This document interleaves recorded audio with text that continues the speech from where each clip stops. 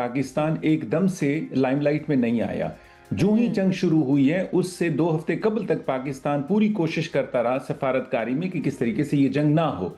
फिर उसके बाद जब जंग शुरू हो गई तो फिर उसके बाद भी पाकिस्तान का काफी ज्यादा ताल्लुक रहा तमाम फरीकैन से। आप अरब ममालिक 7 मुल्क हैं जिनमें के अमरीकी तनसीबात थी जिनको के ईरान ने टारगेट किया।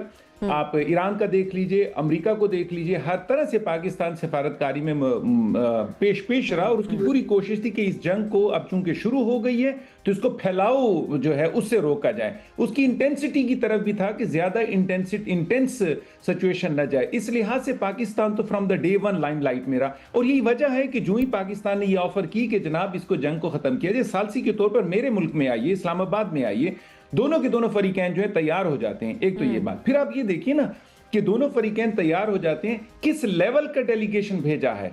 ऐसा हो सकता था कि भी कोई भी मामूली सा मिनिस्टर जो है दोनों तरफ से मुख्तस करके भेज दिया जाता और वो ये क्लियर कट बताता कि जी हम खाली जगह पुर करने के लिए आए हैं, हम कोई सीरियस नहीं है इसमें। लेकिन संजीदगी नजर आ रही है।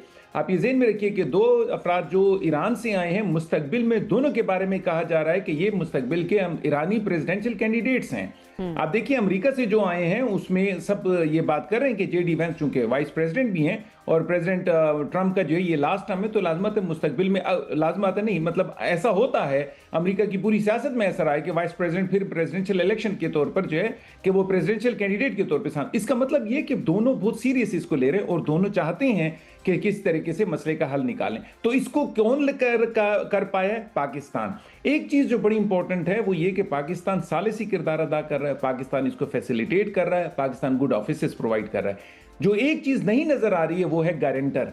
आप ये ध्यान में रखिएगा कि इस वक्त हम बहुत ज्यादा उम्मीदें बांध के बैठ गए हैं आज के जो मुज़ाकराती अमल है। सोचा जाए कि ब्रेकिंग द आइस भी हो जाती है दोनों के दरमियान, तो ये भी बहुत बड़ी अचीवमेंट है। उसकी वजह क्या है? देखिए जो न्यूक्लियर प्रोग्राम ईरान का है वो एक दिन में उस पर मसला हल नहीं होगा। मेरा ख्याल है आज मैकेनिज्म फाइनल होगा कि जी आइंदा के लिए चंद महीनों के लिए मुज़ाकराती अमल जारी रहे। एक दूसरा बहुत इमीडिएट जो मसला है सारी दुनिया को सामना करना पड़ रहा है वो है स्टेट ऑफ हुर्मुज़ की बंदिश। उसको खुलवाने के लिए आज कोई पेशरफ्त हो सकती है।